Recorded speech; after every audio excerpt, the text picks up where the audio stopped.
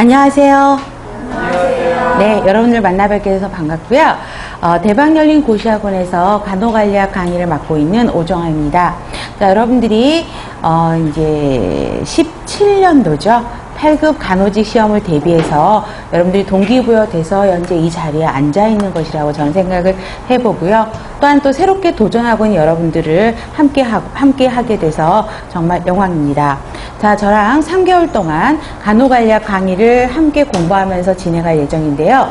여러분들이 이제 간호관리학 그러면은 우리 학교 때 배웠던 간호관리학 국시랑 차이점들을 많이 생각을 하실 겁니다. 근데 국시랑의 차이점이 뭐냐면 딱 한 가지 정도밖에 차이는 없어요. 우리 국시 때 공부할 때 제일 어려웠던 챕터가 어떤 거였어요?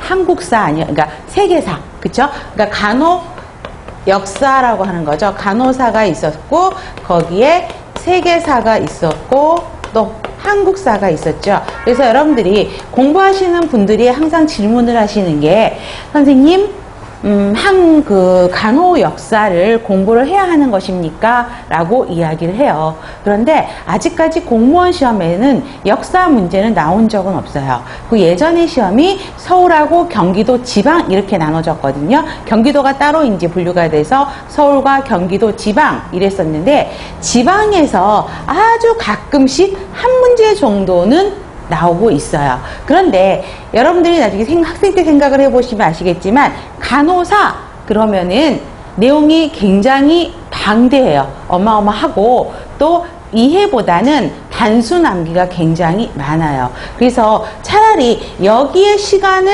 많이 투자하는 것보다는 다른 문제, 여기에 투자해서 한 문제 맞으려고 안 나올 수도 있는데, 그죠? 하는 것보다는 여기 부분을 제외한 나머지 부분에 더 투자를 많이 하시면 되겠습니다. 안 나온다는 보장은 저도 못해요. 왜 그러냐면 그건 내시는 분들 마음이니까. 그렇죠? 그렇지만 한국 공무원 시험 공부를 하시는 선생님들께서는 역사에 대해서는 정리를 안 하시는 게 도움이 되실 거고요. 자, 공무원 시험은 총 몇 문제죠? 20문제죠. 그래서 20문제 정도가 나오는데 우리가 이제 계속 공부하게 될 간호 관리 과정이라고 설명을 하고 있습니다. 과정이라고 설명을 하고 있는데 여기에는 대표적으로 어떤 것들이 있죠? 기획, 조직, 인사, 지휘, 통제 이 부분이 있을 거예요. 그래서 대부분은 여기에서 문제가 많이 나오죠. 특히 통제에서도 그렇고 간호단위 관리라 그래서 간호단위 관리는 거의 공무원 시험에서는 많이 안 나오고 국시 쪽에서 많이 나왔던 문제예요. 실제 간호 환경에서 이루고 있는 간호 환경이 어떤지, 그렇죠? 환경 뭐죠? 위생관리, 환경관리, 또 감염관리, 또 물품관리 뭐 이런 것들이 있을 거예요. 그런데 요즘에는 최근에 문제가 많이 나오고 있는 게 뭐냐면 간호단위 관리에서 안전관리가 굉장히 많이 나오죠. 특히 통제 부분에서 제2시아에서 인증하고 있는 안전에 대한 문제가 굉장히 강화가 되고 있어서요. 최근에 15년도, 16년도 버전이 여기가 포커스가 맞춰져서 최근에 많이 출제가 있는 경향을 볼 수 있습니다. 또 여러분들 공부하시는 것 중에 전문직과는 여러분들 공부를 어떻게 해야 되나요? 라고 또 질문이 들어와요. 전문직과는 특별히 정리를 안 하셔도 되고요. 아주 간단하게 제가 수업 시간을 진행할 건데 그 정도와 그다음에 간염 문제에 있는 것 정도만 정리하셔도 깊게 들어가지 않아도 된다라는 것이에요. 나머지 이 부분들은 정리를 하셔야 되고요. 그다음에 최근에 바뀐 윤리 강령 있죠? 윤리 강령과 또 여러분들이 공부하기 어려우신 법적 의무와 간호관리가 있어요. 이 부분이 조금 더 공부하기는 어렵지만 정리를 제가 꼼꼼히 해드릴 부분입니다. 자, 여러분들이 시험 자세는 동기부여 몰입 정도가 굉장히 중요하겠죠. 물론 시험의 난이도에 따라서 이제 또 결정이 되기도 하는데 이번에 간호관리는 서울시 문제는 굉장히 쉬웠죠. 그쵸? 이번에 전공적 간호관리 지역사는 굉장히 서울은 쉽게 나왔던 것이에요. 그래서 뭐 거의 만점? 95점 만점이 돼야 되는 상황이라고 이야기를 하고 있는데, 그래서 한 개의 실수가 여러분들의 당락을 결정하는 그러니까 결정하기도 한다라는 거죠. 그래서 절대 전공에서는 실수가 용납이 안 되는 상황들이 지금 벌어지고 있습니다. 그래서 여러분들이 수업을 듣고 굉장히 복습을 철저히 하셔야 되는 내용들이 있고요. 자, 출제 경향들을 보면 서울시는 간호관리 전공하셨던 교수님들이 들어가셔서 문제를 내세요. 그럼 들어가실 때 어떤 책들을 가지고 들어갈까요? 기본으로. 출제자들이 그냥 내는 게 아니겠죠. 그러면 어떤 책? 간협에서 나오는 간호관리 책이죠. 그러니까 간협 문제집. 그렇죠? 그걸 기본으로 갖고 가시고요. 그 다음에 시중에 나와 있는 간호관리라고 하는 책을 모두 갖고 들어가세요. 그래서 이제 그런 책을 참조로 해서 문제를 내고요. 예전에 아까도 말씀드렸지만 서울시, 경기도, 지방 이렇게 문제가 나왔으면 어디가 제일 까다로웠을까요?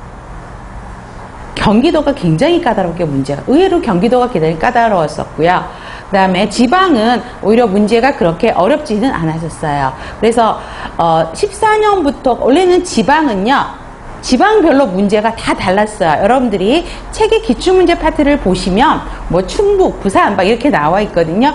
그래서 14년도 이전에는 지방별로 문제가 다 달랐어요. 그래서 난이도도 천차만별이었었는데 14년부터는 지방 문제, 경기도도 없어지면서 지방 문제가 다 통합이 됐습니다. 그래서 지방 문제가 통합이 되고 또 수타의 형태로 바뀌면서 그 14년도부터는 서울시도 그렇고 지방도 그렇고 문제와 답이 다 발표가 됐었죠. 또 그때부터 예전에 기출문제 보시면 그러니까 가다, 나라, 다, 가나다, 뭐 가나다라 뭐 이런 형태의 문제가 나와 있었지만 14년도부터는 1, 2, 3, 4, 5의 형태로 문제가 출제되고 있었습니다. 자, 그랬다가 서울에서는 오지, 지방에서 사지였다가 최근에 어떻게 바뀌었죠? 다 사지 문항으로 통합이 됐었죠. 자, 그래서 여러분들이 지금 이제 보실 공무원 시험은 20문항과 서울과 지방으로 나눠지면서 지방은 수탁 형태로 나오고 그 다음에 다 사지 문항으로 통일된 상태로 보시면 되겠습니다.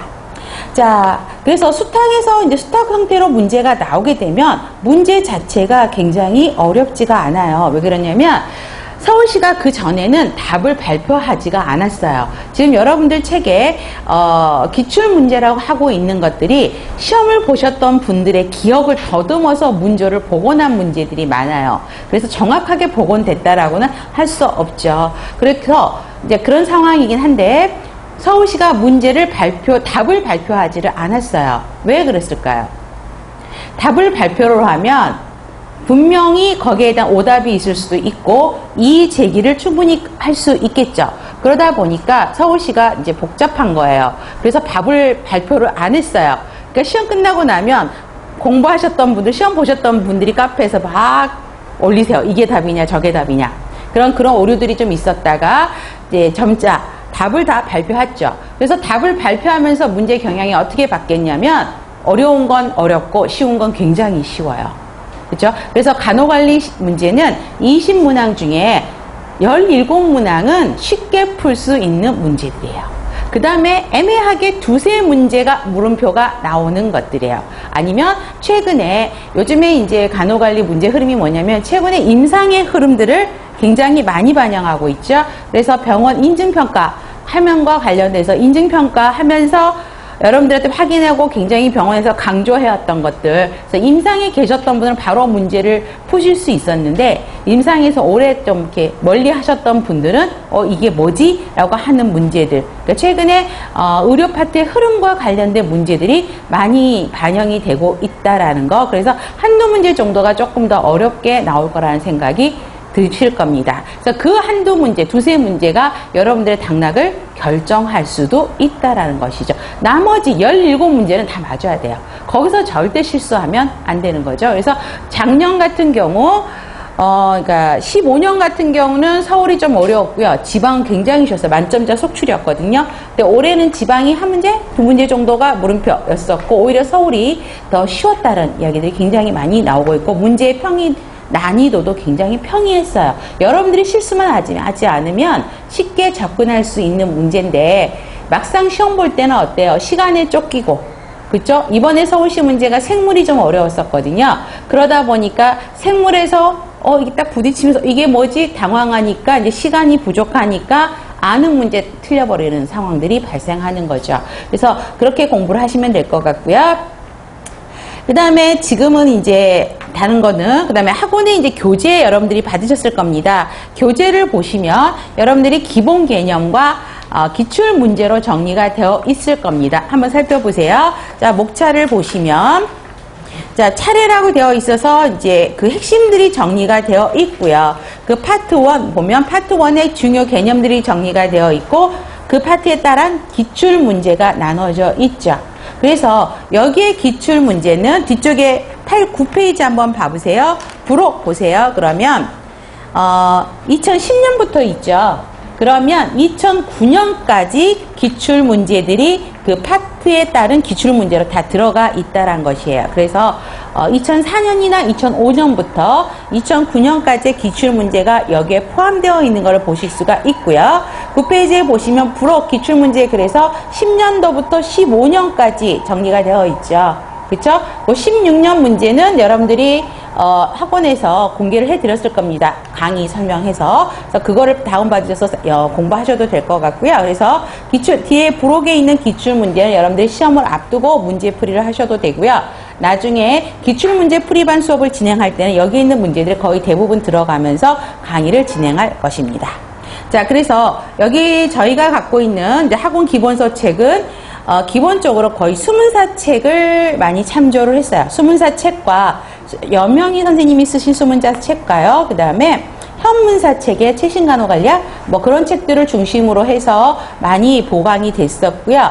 그 다음에 여러분들에게 유인물을 드릴 때가 좀 있을 겁니다. 그래서 그거는 뭐냐면 최근에 강조되고 있는 내용들이 무엇이고 있는지, 그 다음에 수문사 책이 최근에 업그레이드가 됐었거든요. 거기서 괜찮은 부분이다 라고 하는 부분들을 여러분들에게 이제 유인물이 드리고, 또 말로는 설명이 안 되고 차라리 눈으로 보면 쉽게 바로 이해되는 부분들 있죠. 표 그래프 같은 것들은 여러분들에게 유인물로 드릴 거니까 수업 시작 전에 유인물을 확인하시면 되겠습니다. 자, 그래서 여러분들이 이제 공부를 저랑 처음 하시는데 여러분들이 가장 중요한 건 뭘까요? 학원을 책을 믿고 저를 믿고 기본 개념을 명확하게 하는 게 좋습니다. 내년도 대비를 하고 있기 때문에 아직은 시간이 충분하죠. 그렇죠? 그래서 지금부터 문제풀이 들어가시면 안 돼요. 지금부터는 기본서에 있는데요. 몇 페이지 어디 있지, 어느 위치까지 어떤 내용이 있는지까지 여러분 스캐너가 작동이 돼서 머리에서 그 내용들이 다 떠올라야 되는 부분이에요. 그래서 제일 기억하셔야 될 건 기본 개념을 반드시 정리한다. 그쵸? 내 것으로 만든다와 그 다음에 공부하시는 분들마다 약간 성향이 다르시긴 하는데 저는 간접 문제를 강조해요. 물론 간접 문제가 지금 아직 16년도에 개정은 안 되고 있어요. 국시 문제들이 흐름이 문제가 많이 바뀌었고 어려워졌다 그랬었죠. 그래서 과목별로 이제 16년들의 책들이 다 업그레이드가 나오고 있는데 지역사회는 굉장히 많이 바뀌었어요. 그래서 여러분들 아실 겁니다. 근데 간협은 아직까지 책이 나오지 않고 있어요. 저도 기대를 하고 있거든요. 어떻게 바뀌었을까? 근데 시험 문제를 출제하시는 분들의 기본책은 간협이에요. 그리고 이번에 서울시 문제 1번 문제도 간접 문제랑 거의 비슷하게 민츠버그 간호관리자 역할도 거의 비슷하게 나왔거든요. 그래서 간협이 또 이제 좋은 점은 가장 기본적인 문제고 여러분들이 기본서 개념을 풀어 가실 때 그쵸? 다른 문제집 풀지 말고 오늘 배운 만큼 간협 페이지 그 페이지만 풀어 보시라고요. 그러면 한 2-3페이지 밖에 안 돼요. 양은 그렇게 많지는 않아요. 근데 간협 문제집에 이제 보시면 제일 앞쪽에 보면 간호관리 전공하시는 교수님들이 한 몇십 명 써 있어요. 40-50명 써 있는데 그분들한테 챕터별로 나눠주시고 간협에서 문제를 계속 취합하시고 업그레이드 하시고 그래요. 그런데 거기 교수님들마다 좀 차이가 있으세요. 그래서 지금 현재 나오고 있는 간협 문제집에 제일 많이 바뀐 부분은 지휘 파트예요. 지휘는 굉장히 최신 흐름을 그대로 반영해서 문제가 많이 바뀌었고요. 나머지 부분은 많이 그냥 그런데 아예 바뀌지 않는 부분도 있어요. 통제 같은 경우는 아예 안 바뀌었어요. 오답도 똑같아요. 그래서 여러분들이 간협을 싫어하는 이유가 뭐죠? 오답이 많다라는 것도 있고요. 그 다음에 문제가 레퍼런스를 보시면 90년대 레퍼런스도 있어요. 그러니까 문제 흐름도요. 제가 학원 강의를 하고 있는데 한 몇 년 전 거 강의를 문제를 여기다 쓸 수가 없는 게 문제 흐름이 바뀌잖아요. 그럼 바뀌어야 돼요. 근데 90년도 때 강조되었던 것이 아직도 간접 문제에 있는 것을 볼 수가 있어서 공부하시는 분들이 컴플레인하는 게 너무 지엽적인 것들이 있다라고 이야기를 하시지만 중요한 부분은 그래도 다 간접 문제에서 다루고 있어요. 그래서 그걸 참조하셔서 지금은 간접 문제를 문제집을 구하실 수 있으면 오늘 배운 것과 간접 문제를 동시에 풀어간다. 라고 거기까지만 정리하세요. 아셨죠? 자, 그렇게 해서 보시면 되겠고요. 그래서 기본 개념은 여러분들이 이제 저랑 오늘부터 시작하면 이제 3개월 진행을 하죠. 그래서 3개월 진행을 해요. 그래서 수업을 듣고 이제 3개월 끝났어. 기본 개념 끝났어. 라고 딱 문제를 푸시면 어떤 결과가 벌어지냐면 여러분들이 이제 공부를 준비하시려고 올해 시험 문제를 푸셨을 겁니다. 그쵸? 한번 해볼까? 풀어볼까? 하고 라면서 서울시 문제와 지방 문제를 푸셨어요. 공부 한 달 하고요. 3개 틀리셨대요. 나 이 정도면 괜찮네. 어떤 분이 그러세요. 한 달 하고 3개 틀리셨대요. 굉장히 잘하신 거 아니에요? 거기서 문제는 뭐냐면 너무 자신만만하셔서 3개월 수업 끝나고 그때 또 문제를 풀어보잖아요. 새로운 문제를 들으면 더 틀리세요. 왜 그러냐면 3개월 동안에는 여러분들이 수업하실 때 오정화 선생님이 저렇게 멘트를 하시는구나. 저렇게 강조를 하시는구나. 여기 줄구르라고 하는구나. 별표하라고 하는구나. 그거 따라가기 바빠요. 저장을 안 하신다라는 거죠. 그래서 확실하게 내 것으로 다지기를 안 한 상태에서 문제를 푸시면 거기 문제에서 제시한 오답으로 그대로 빠져가는 현상들이 벌어져요. 그래서 제가 다시 말씀드리는 거는 기본 개념은 최소한 2번은 다지기를 하셔야지 확실하게 내 것으로 할 수 있고요. 두 번째 들으실 때 물론 지금처럼 실강을 들으셔도 되고 두 번째 인강을 들으셔도 돼요. 근데 그때는 제가 말씀드린 내용이 굉장히 술술술술 편하게 들릴 수 있어요. 지금은 제가 시험 문제 예를 들으면서 이런 문제가 나왔어요. 그러면 그게 답이었구나. 왜 그러지? 그러고 넘어갈 때가 있어요. 그런데 두 번째 들을 때는 이게 이 문제를 다시 개념 정리를 하면서 그 문제가 이 문제랑 연결이 되고 오정화 선생님이 했던 내용이 이 문제였구나 라고 하는 다지기가 된다라는 것이에요. 그래서 간호관리는 점수가 쉽게 얻을 수 있는 과목 중이에요. 서울시 3과목이죠. 제일 난공불락이 생물. 그쵸? 그 다음에 지역사회도 계속 이제 바뀌기 때문에 어렵고, 간호관리가 3과목 중에서는 개념이 크게 바뀌지 않고, 제일 점수를 획득하기 좋은 과목이에요. 여기서 점수를 얻어놔야지 다른 과목에서 좀 마이너스가 있더라도 커버가 되는 부분이기 때문에 다지기가 가장 중요하고 2번 이상은 반복한다. 아셨죠? 그래서 확실하게 17문제, 18문제는 확실하게 만든다라는 목표를 잡고 시작하시는 게 좋을 것 같습니다. 자, 그 다음에 여러분들이 그래서 간접 문제 정도를 기본 문제집이라고 생각하시고요. 한번 풀어보시는 게 좋아요. 근데 합격 수기를 보시면 간접 문제집을 5번 풀었다라고 하시는 분도 계세요. 근데 시간이 없어서 간접 문제집을 한 번도 안 풀었다. 그건 개인 성향에 따른 거죠. 그렇지만 저는 한두 번 정도는 간접 문제 풀어보시는 게 좋다라고 저는 권장을 하고 싶고요. 기출문제 한번 봐보세요. 제일 쉽게. 여러분들이 45페이지로 먼저 봐볼까요?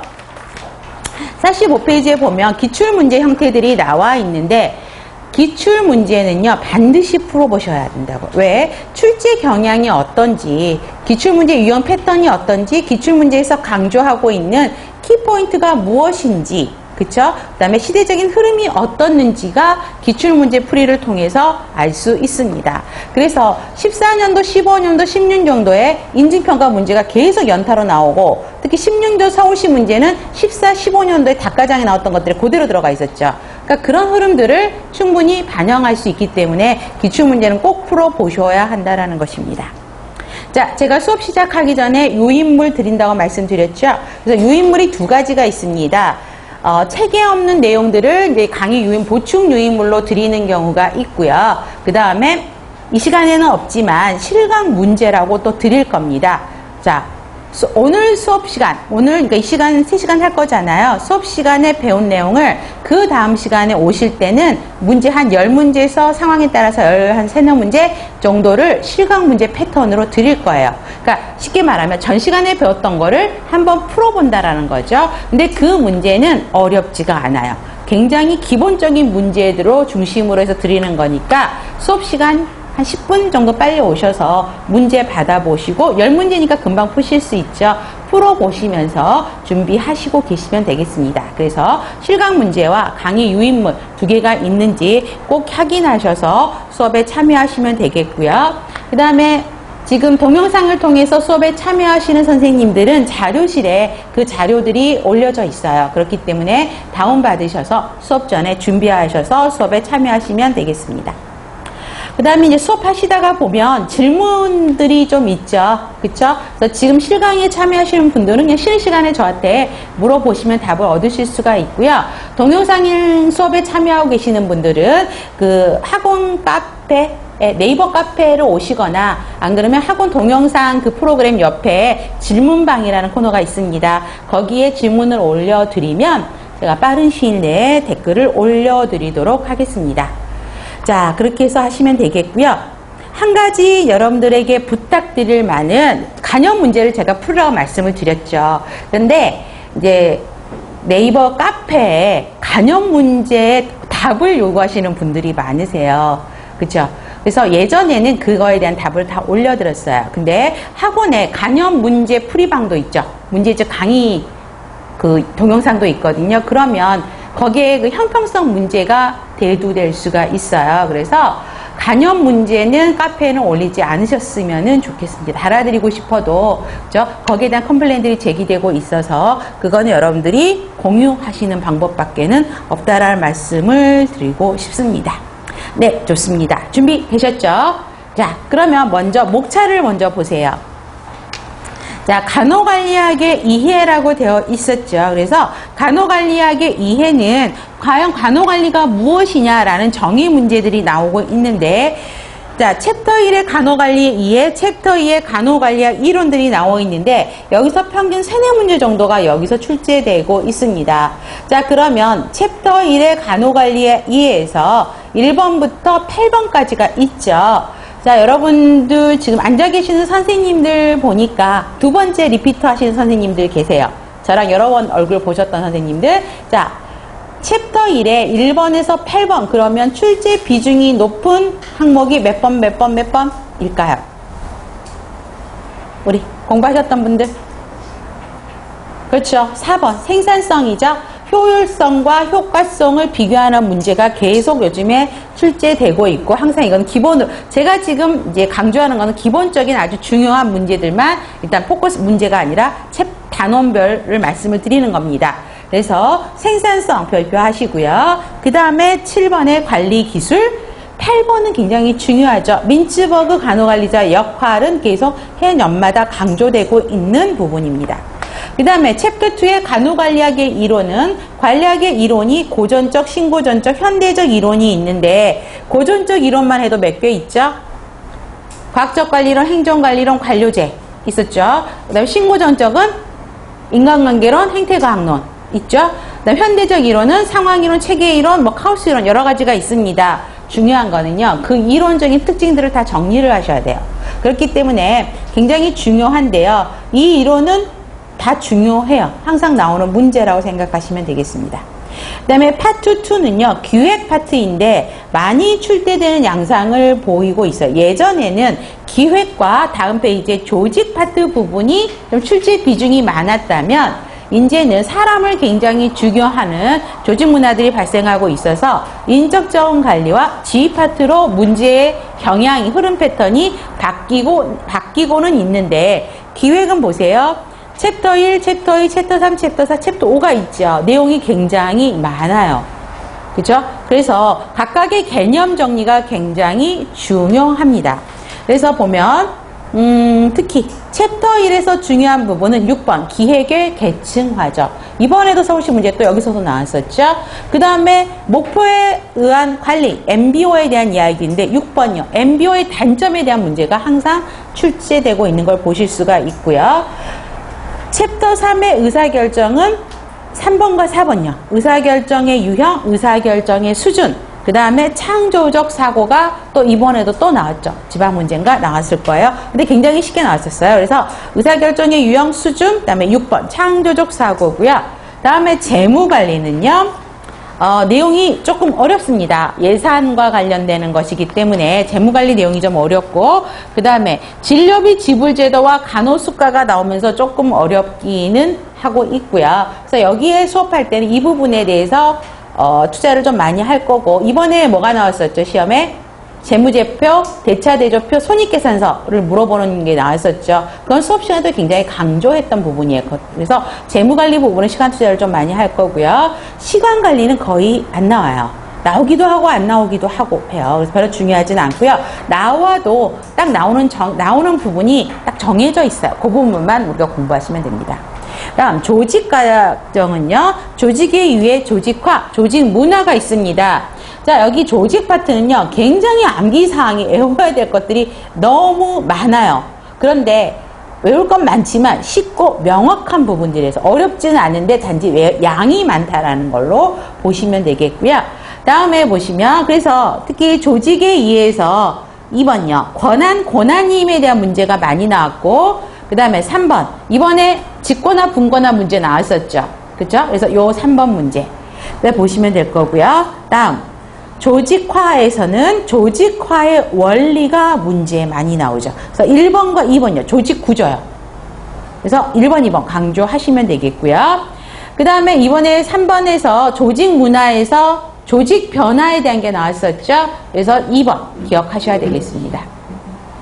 다음에 인적 자원 관리인데요. 이 부분이 점차 이제 많아지는 건데, 챕터 2에 보시면 직무 관리가 있는데요. 직무 관리가 책들마다 다르게 챕터에 들어가 있어요. 책들마다. 그래서 직무관리, 그 일에 대한 거, 일을 조직하는 과정에 대한 거를 이야기를 한다 그러면, 직무 설계 쪽으로 들어간다 그러면 직무관리가 조직 과정에 기술되어 있는 책들도 많고요. 그 다음에 그 일을 수행하는 사람들의 인적 조건에 포커스를 맞추면 인사에 들어갈 수도 있어요. 근데 어디에 들어가냐 이런 건 시험 문제 안 나와요. 아셨죠? 어디에 포커스를 맞추냐에 따라서 달라지는 거기 때문에 특히 간접 문제 푸시다 보면 직무관리에 관한 문제는 조직 파트에 들어가 있는 거를 미리 말씀을 드릴게요. 그래서 직무관리에 있는 부분이 인사 쪽에 문제가 없다. 그러면 조직 쪽을 찾아보시면 거기에 들어가 있는 거를 발견하실 수 있고요. 그 다음에 학보관리죠. 학보관리에서는 어떤 게 많이 나오죠? 그렇죠. 3번. 인력 산정에 대한 접근 방법이 항상 나오는 문제고요. 특히 6번. 간호관리료 차등 지급제 나오게 되죠. 그 다음에 10번. 간호 전달 체계가 가장 문제 많이 나오게 되는 것입니다. 자, 그렇게 해서 보시면 되겠고요. 나머지는 그냥 보시면 될 것 같고요. 다음에 지휘 파트입니다. 지휘는요, 구성원들에게 동기부여를 시켜서 조직의 목적을 달성하는 과정이죠. 그렇기 때문에 지휘는요, 굉장히 양이 많고요. 그 다음에 여기도 단순 암기가 아니고요. 여기는 이해가 기본적으로 동반되면서 외워야 되는 것들이 많습니다. 그래서 아까도 말씀드렸지만 간협에서 가장 많이 바뀐 게 이 지휘 파트예요. 문제들이 굉장히 좋아요. 바로 답이 나오는 게 아니라 한번 이게 뭐지? 하고 딱 한 번 보고 한 단계, 두 단계를 거쳐야만이 답이 나올 수 있는 문제들이 되어 있습니다. 그래서 혹시 국어 지휘 파트, 국어 간협 문제를 가지고 계신 선생님들 거는 신문 갖고 계시는 그 지휘 파트만 복사하셔갖고 공부하셔도 될 거예요. 지휘 파트는 제가 좋다고 말씀을 드리고 있고요. 그래서 리더십과 챕터 2의 리더십 보면 특성이론, 행동이론, 상황이론, 거래적 리더십, 변혁적 리더십 2, 3, 4, 5는 항상 나오는 문제들이에요. 그 다음에 3번 동기부여죠. 특히 2번과 3번이요. 내용이론이 여러 가지 이론들이 있고 과정이론이 여러 가지가 있습니다. 그래서 그 이론들의 특성, 장단점들을 꼭 구별하셔야 되는 거겠죠. 그래서 2번과 3번을 기억하시면 되겠고요. 그 다음에 의사소통은요. 5번이요. 의사소통 네트워크에 관한 문제가 제법 있고요. 그 다음에 나머지 주장행동, 갈등관리는 이제 정의 정도, 인파워먼트 이런 흐름 정도로만 판박하시면 되겠습니다. 8페이지 통제 과정을 보시면 통제 이해가 있고요. 통제는 거의 나오는 부분이 질 통제에서 많이 나와요. 챕터 2인데요. 자, 챕터 2에서 특히 어디냐면 QA와 CQI, TQM을 구별하는 문제가 대부분이었어요. 그래서 챕터 2의 2번이 문제가 많이 나왔었던 거죠. 그 다음에 4번요. 질관리, 간호업무 평가 방법, 접근법이 3가지가 있습니다. 구조적인 관점, 그 다음에 과정적인 관점, 결과적인 접근 방법, 3가지에 대한 문제는 항상 나오는 문제라고 보시면 되겠고요. 최근에 강조되고 있고 최근 2, 3년 사이에 강조되고 있는 게 챕터 3, 챕터 4예요. 그래서 이 부분이 의료기관 인증제도와 환자 안전에 대한 문제들이 굉장히 병원의 흐름과 관련돼서 병원에서 환자 안전을 위해서 강조하고 지키고 있는 원칙들의 문제가 많이 패턴에 출제되고 있는 걸 보실 수가 있습니다. 그래서 챕터 3과 챕터 4를 별표하시면 되겠습니다. 간호단위 관리 실제는 간호단위 관리는 그렇게 많이 나오진 않아요. 국시에서 많이 나오는 거고 기본적인 것만 알고 계시면 되겠고요. 특히 5번요. 환자 안전과 관련된 안전관리가 가장 키포인트고요. 나머지는 여러분들이 임상에서 주로 많이 하셨던 거기 때문에 그렇게 공부하는 거는 어렵지 않은 거를 보실 수가 있고요. 그 다음에 14년도 이전에는 서비스 마케팅이 굉장히 어렵게 나왔어요. 점점 문제가 막 깊게 들어갔다가 14년을 기준으로 의료기관 인증 문제가 나오면서 서비스 마케팅 부분이 지금은 조금 다운되어 있어요. 그렇죠? 그래서 서비스 마케팅에 대한 것도 여러분들 저희들 강조해서 드릴 거고요. 정보 시스템은 거의 나오지 않고 있습니다. 그 다음 챕터 4는요. 별표하세요. 간호사고와 법적 책임인데 의외로 법률적인 용어들이 많이 나오다 보니까 여러분들이 굉장히 어려워하시는 부분이에요. 그래서 여기 부분도 제가 시간 투자를 많이 해서 여러분들한테 준비를 해드리도록 도와드릴 거고요. 간호윤리학에 보시면 간호윤리학이 최근 4차 개정이 됐었죠. 그래서 개정돼서 많이 나오려고 생각했는데 딱 한 번 나왔거든요. 그래도 4차 개정에 관련된 것들은 알고 계셔야 돼요. 그래서 4번요. 전문직 윤리 강령 4차 개정 확인하셔야 되고요. 이번에 서울시에서 무슨 문제 나왔었죠? 생명윤리학의 원칙, 규칙, 예로 나왔었죠. 충돌하는 예. 그래서 그 5번을 별표하시면 되겠습니다. 그래서 지금 간단하게 목차를 보고 어떤 문제들이 출제가 되고 있는지 가장 중요한 키포인트들을 먼저 찝어드렸고요. 제가 수업을 이제 들어가도록 하겠습니다. 혹시 궁금하신 점 있으세요? 네, 좋습니다. 자, 먼저 파트 1의 간호관리학의 이해입니다. 자, 간호관리학의 이해 첫 페이지를 보시면 간호의 정의가 나오고 있습니다. 자, 간호의 정의 문제는 서울이나 경기도에서는 예전에는 출제가 안 됐었고요. 지방에서 이제 가끔 문제가 나왔던 적이 있어서 간단하게만 정리를 해드렸어요. 그냥 이런 게 있구나 정도만 알고 계시면 될 것 같습니다. 자, 나이팅게일이 강조했던 게 뭐였죠? 자, 문장에서 우리가 핵심 단어를 먼저 찾아야 돼요. 그쵸? 뭐였을까요?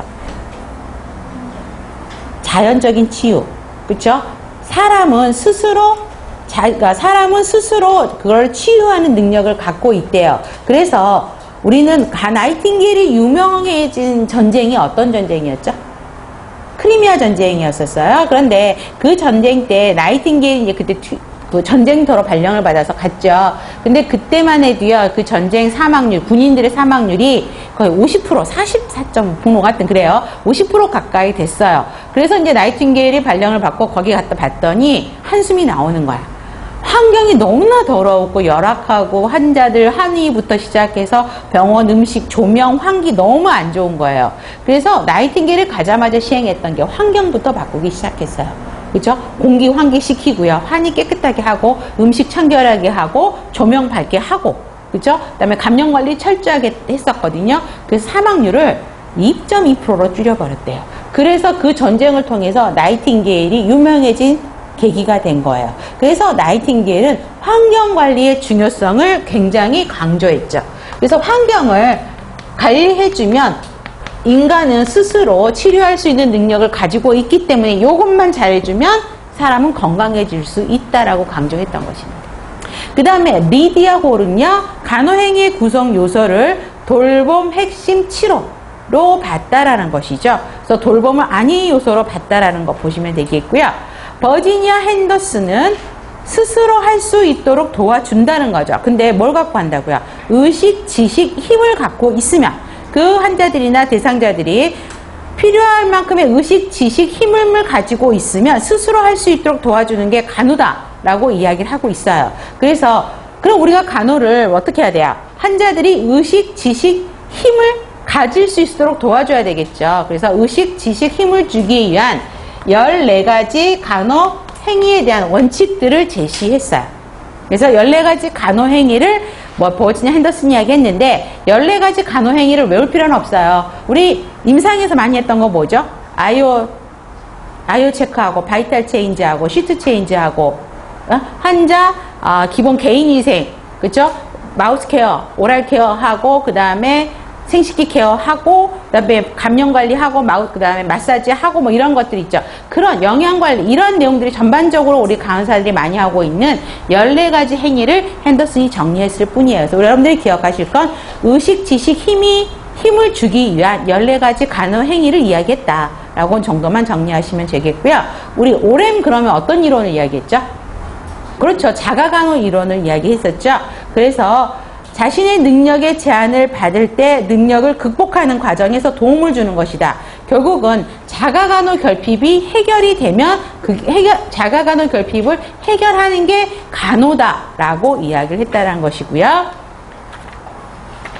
다음 라이닝거는 뭐라고 이야기했냐면 인간적 돌봄 행위의 기능과 과정이다. 돌봄을 정의를 했어요. 근데 라이닝거는 돌봄인데 어떤 돌봄이었냐면 문화적인 돌봄 이야기를 했어요. 서양과 동양은 돌봄 행위의 차이가 있죠. 그렇죠? 그래서 서양과 동양은 어때? 우리가 어때? 성향에서 문화를 가져왔지만 가장 기본적으로 틀린 게 뭘까? 산과에서 아기 낳은 산모가 어떻게 하죠? 우리나라는 몸을 보호해야 되죠. 그래서 한여름에도 보면 더워도 에어컨 안 켜잖아요. 보호해야 되죠. 그래서 양말 신고 있고 막 이러시잖아요. 근데 서양 여성들은 분만하면 바로 샤워실 들어가거든요. 그런 문화적인 차이가 있기 때문에 그 문화적인 차이를 고려해서 간호를 제공해야 된다라고 이야기를 하고 있는 게 인간적 돌봄 행위죠. 그 다음에 왓슨은요, 외적인 환경에 상관없이 내적인 조화가 회복되는 가운데 그러면 어떤 이야기를 하는 걸까요? 우리 세 글자로 이야기한다면 환경이 흔들리지 않게 내적인 거를 조절하는 거. 항상성을 유지해야 되는 거죠. 그래서 내적인 조화가 회복되는 가운데 항상성을 유지하도록 자기 지식, 자기 조절, 자기 치유를 얻도록 도와주는 돌봄이다. 자, 여러분들한테 주는 스트레스, 환경을 여러분들이 컨트롤할 수 있어요? 그런 건 컨트롤할 수 없잖아요. 비 오는 거 우리 컨트롤할 수 있어요? 없어요. 그러면 그런 외부적인 자극 환경에 흔들리지 않도록 내적인 평상심, 항상성을 유지하도록 도와주는 게 간호다라고 이야기를 했다라는 거죠. 그 다음에 배너는 그냥 스킵하셔도 되고요. 대한간호협회는 알고 계셔야 되겠죠. 윤리강령에서 나온 건데 개인, 가정, 지역사회를 대상으로 한다라는 거는 간호 대상을 이야기하는 거죠. 간호윤리강령에서 간호의 대상은 누구인가? 그러면 개인, 가정, 지역사회입니다. 그 다음에 건강회복, 질병예방, 건강유지, 증진 이거는 뭐예요? 간호 목적에 해당하는 거죠. 그러면 우리 이거 열심히 들었어요. 학교 다닐 때부터. 그럼 간호 목적이 건강회복, 질병예방, 건강유지, 증진 또 하나 생각나는 거 혹시 있으세요? 고통경감이요. 그쵸? 그래서 4가지로 정리해 놓으시면 되겠고요. 그거에 필요한 지식, 기력, 자원을 갖추도록 도와주는 활동이다. 이거는 간호 행위에 대한 거를 정의해 놓은 걸로 보시면 되겠고요. 그러면 관리학적 시각에서 본 간호의 정의는 뭐냐고요? 자, 그러면 2줄 써 있죠. 그럼 핵심은 뭘까요, 여러분? 어디가 핵심 나눌까요? 조직 내용. 그쵸?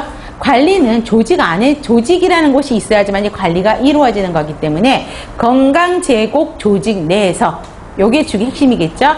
제공되는 서비스를 간호관리라고 이야기를 하고 있습니다. 중요하지는 않습니다. 자, 2번째 관리의 정의입니다. 먼저 관리의 정의를 외워야 되겠죠. 그러면 관리를 왜 해요? 목적 달성하기 위해서 하는 거죠. 목적 달성하기 위해서 자 조력과 자원을 활용해서 기획, 조직, 인사, 지휘, 통제. 그래서 우리가 아까도 기획, 조직, 인사, 지휘, 통제를 뭐라고 설명한다고요? 간호관리 과정이라고 설명을 하고 있습니다. 과정이면서 조직의 목표를 달성할 수 있도록 환경을 만드는 것, 설계해서 그걸 유지하도록 하는 게 관리다. 그래서 관리의 정의는 꼭 기억하실 필요가 있습니다. 그래서 여러분들 유인물 받으셨죠? 잠깐만 보세요. 가끔씩 그 간호관리 정의에 대한 내용들을 시험 문제에 나올 수 있습니다. 자, 그래서 기본적인 정의는 이거고요. 그 다음에 드러커가 말한 사람, 드러커란 학자가 관리란, 자, 제일 먼저는 조직의 목적을 달성하기 위해서 간호관리를 하는 거기 때문에 목적을 달성하기 위해는 안 애워도 된다는 이야기예요. 이해되셨죠? 왜 관리를 하지? 그러면 목적 달성하기 위해서. 그러면 기본 문항이기 때문에 스킵. 조직원들에게 특별히 관심을 갖고 영향을 주는 과정이라고 이야기를 했고요. 그 다음에 허쉬와 브랜차드라는 사람, 학자들 굉장히 이야기를 많이 들을 텐데 개인 및 그룹이 자원을 활용해서 함께 일하는 과정이다. 구성원들의 협동을 이끌어내는 활동이다 라고 이야기했고요. 하이만과 스코트는 자원을 이용하고 인간 행위에 영향을 미치고 변화에 적응하는 과정이다 라고 이야기를 했습니다. 그래서 이 문장들을 좀 기억해 놓으시면 간호관리의 정의에 대한 문제가 나올 때 쉽게 접근하실 수 있을 겁니다.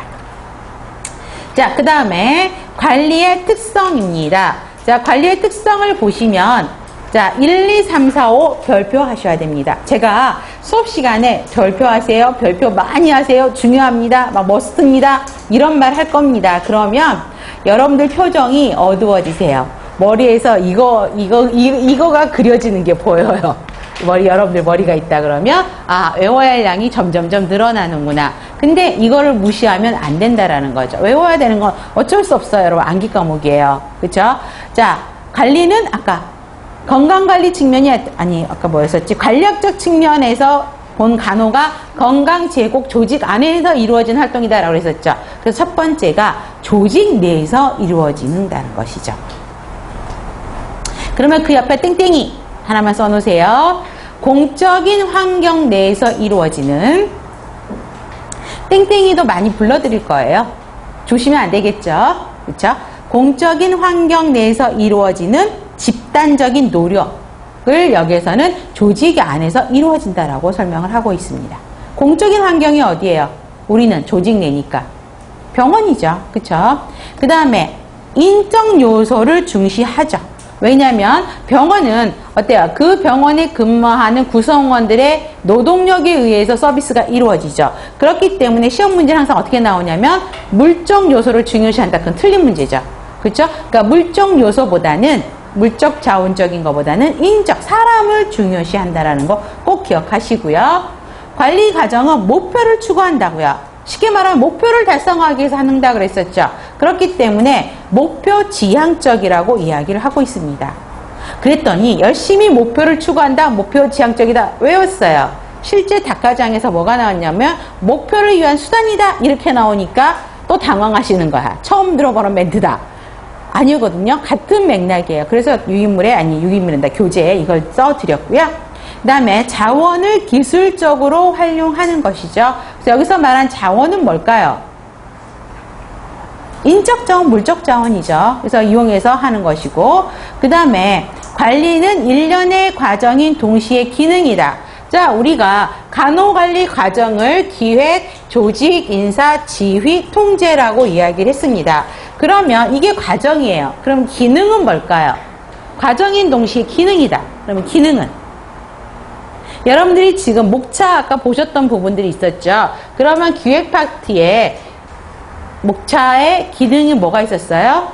기획의 정의, 기획의 계층화, 그 다음에 재무관리, 그 다음에 목표관리, MBO, 뭐 예산, 뭐 이런 거 있었죠. 이러한 것, 재무관리가 예산이구나, 어차피. 그렇고, 그 다음에 시간관리, 이러한 것들이 전부 기획의 기능에 들어가는 것이죠.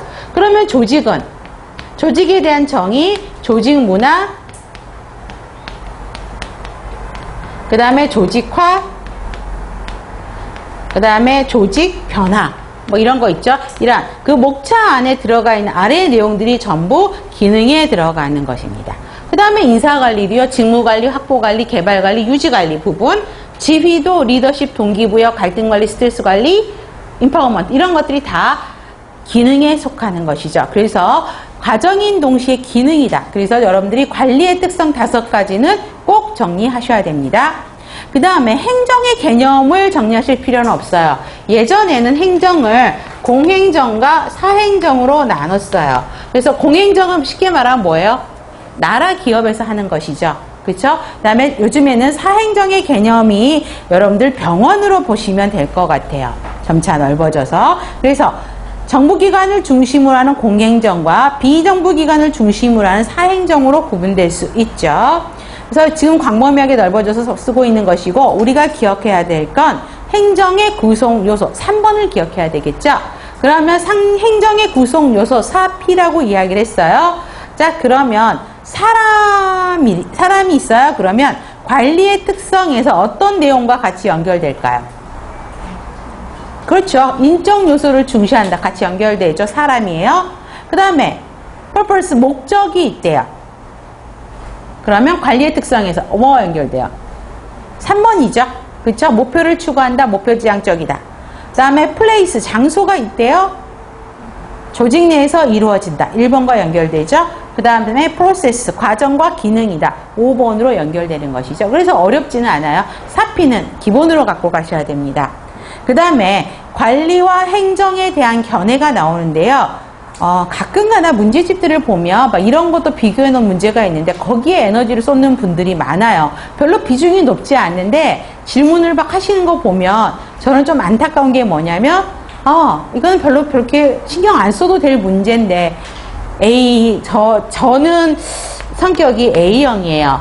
A형인데 한 2 포지티브 정도의 A형. 어떤 형태인지 아시겠죠? 근데 공부를 굉장히 열심히 하신 분 중에 이런 분들이 계세요. 굉장히 꼼꼼하게 파악하시고 그 다음에 수문사, 현문사책 비교 분석하시고 차이점 찾으셔서 저한테 질문하시는군요. 근데 그분의 질문을 무시할 수는 없어요. 왜요? 그만큼 공부를 열심히 하셨다는 분이고 가끔씩 그분들 통해서 제가 또 새로운 정보를 얻기도 해요. 그런데 또 이런 분들의 단점이 난이도가 높지 않은 부분을 깊게 파고 들어가시는 분들이 있어요. 그럴 필요가 없다라는 이야기. 그래서 행정이 우선이냐 관리가 우선이냐 높으냐, 그러니까 쉽게 말하면 이거죠. 행정학자들은 행정이 다 더 포괄적이고 관리가 소수다 라고 이야기하고, 관리학자들은 관리가 더 큰 부분이고 행정이 더 소수 부분이다 라고 서로 강조하는 게 틀릴 뿐인 거라는 거죠. 근데 그건 중요한 게 아니죠. 최근에는 관리와 행정을 같은 개념으로 보고 있는 견해가 훨씬 더 많죠. 그 정도만 파악하셔도 돼요. 근데 책에는 이 내용이 굉장히 막 구구절절 써 있는데 그렇게까지 하시 마시라는 이야기입니다. 그 다음에 3번에서 중요한 건 뭐냐면 관리요. 우리가 아까 행정의 4요소 4P 공부했었죠? 그러면 여기는 OM이 무엇이냐를 분석하셔야 된다는 이야기입니다. 그래서 인간, 아까 사람을 중요시한다 person이었죠? 여기 사람, 인간이에요. 그 다음에 물자요. material, 그 다음에 기계, 자금, 그 다음에 시장은 아까 place라고 연결하시면 되겠죠? 마켓에서 OM으로 보시면 되겠습니다. 그 다음에 관리와 행정의 공통점과 차이점을 보시면, 자, 관리 행정 보면 밑에 박스 있죠? 자, 박스는요, 우리 머스트로 갑시다. 별표 많이보다는 머스트가 낫겠네요. 그쵸? 자, 시험 문제는 어떻게 나오냐면, 가장 쉬운 난이도 하 문제부터 보면, 관리와 행정의 공통점과 차이점은 무엇이냐? 라는 것이에요. 근데 공통점보다는 차이점을 나누는 기본 항목이 무엇이냐? 그럼 뭐죠? 권력성, 독점성과 능률성, 법의 제약 정도, 목표, 평등성. 이건 한 4, 5년 전의 문제예요. 아주 쉽게.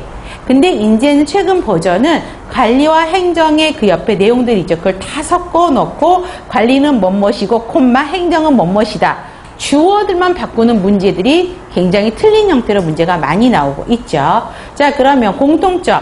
목표를 달성하기 위한 수단이다. 아까 관리의 특성이 목표 지향적이다. 이 문장 똑같이 들어가죠. 그 다음에 관료제적인 성격을 보인다. 여러분, 관료제는 뭐예요? 단료제, 그럼 떠오르는 거. 여러분들이 진입하고자 하는 공무원 세계가 관료제죠. 쉽게 말하면 계층제라고 생각하시면 돼요. 그러면 우리 간호부에서도 이런 조직기구표 보셨죠? 그죠? 서열에 따라서, 직위에 따라서 쭉 나눠지는 거. 이게 관료제예요. 계층화된 조직. 그래서 관리든 행정이든 이런 소열 조직이 만들어져 있다라는 것이죠. 그러면 또 하나 공통점은 뭐가 있을까요? 혹시 생각나는 거? 관리는 아까 어디서 이루어진다? 조직 안에서 이루어진다 했었죠. 행정도 마찬가지죠. 그래서 또 하나 공통점은 조직 내에서 이루어진다라는 게 되어 있습니다. 조직 내에서 이루어진다. 자, 그 다음에 차이점을 보세요. 자, 쉽게 말하면 관리는 여기서 행정을 이야기하고 있는데, 행정은 우리 아까 말했던 공행정, 나라에서 하는 걸로 생각하시면 돼요. 나라 기업. 그 다음에 여기서 말하는 관리는 쉽게 접근을 하면 병원이라고 생각을 합시다. 그러면 여기가 쉬워요. 자, 권력하고 관련되어 있는 거. 그럼 뭐예요? 관리예요? 행정, 공행정이에요? 사행정이에요? 권력과 관련 있는 거.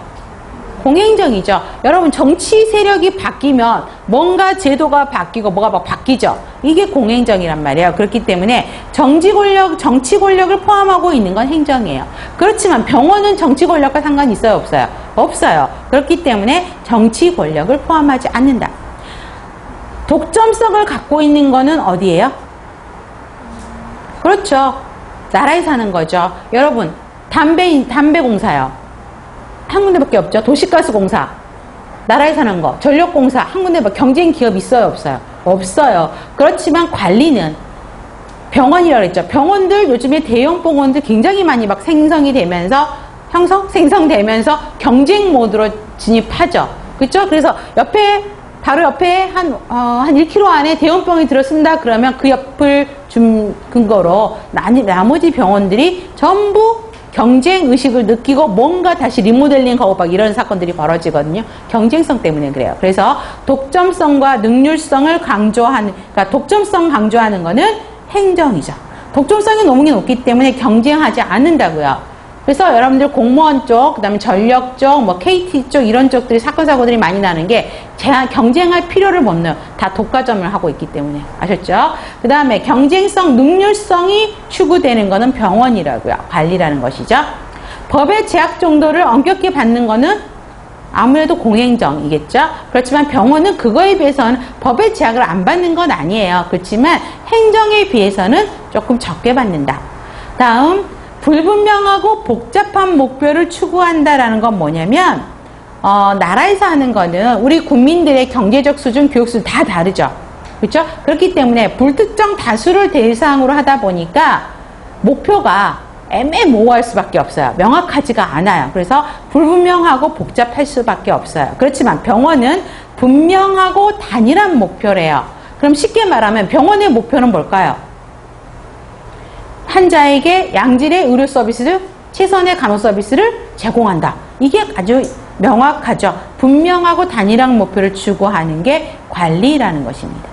그 다음에 평등성을 강조하는 거는 모든 국민 앞에 평등하게 접근을 해야 되겠죠. 그렇기 때문에 행정은 합법성이 요구되고 법 앞에 평등한 반면 관리는 그거에 비해서는 평등성이 덜 강조되죠. VIP는 VIP대로 고급 의료가 가야 되고요. 물론 차별화를 하는 건 아니지만, 그렇죠? 그렇지 않은 거는 이제 평상시 보통의 평균 수준의 국민에게 맞는 서비스를 제공하는 것이. 그러니까 행정에 비해서는 덜 강조되는 거고, 나라에서 그렇게 차별화해버리면요, 안 되는 거잖아요. 그래서 법 앞에 평등한 개념이 행정이라는 것입니다. 그래서 요 박스만 명확하게 외우시면 여기에서의 문제는 끝이라는 것이에요. 네, 좋습니다. 잠깐 쉬었다가요, 관리 과정 진행하겠습니다.